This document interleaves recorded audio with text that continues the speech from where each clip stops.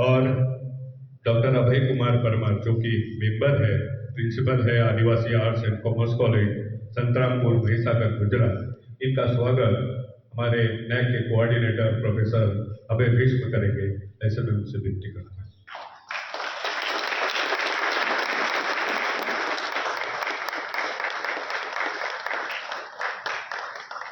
मंच पर उपस्थित आदरणीय किशोर बाबू दर्डा, इनका स्वागत महाविद्यालय के प्राचार्य डॉक्टर वीरेंद्र तलेजा सर करेंगे, ऐसे मैं उनसे विनती करता हूँ।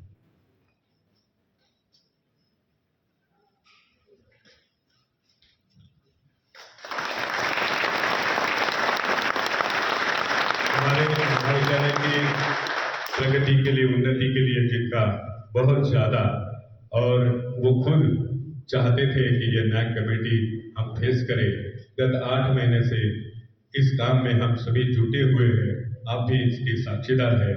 मैं सभी मेंबर्स को बताना चाहूँगा कि ये जो भी आप इस महाविद्यालय की तरक्की देख रहे हैं, ये इनमें इन सभी का हाथ है और इन सभी की वजह से वो सक्सेस रहा।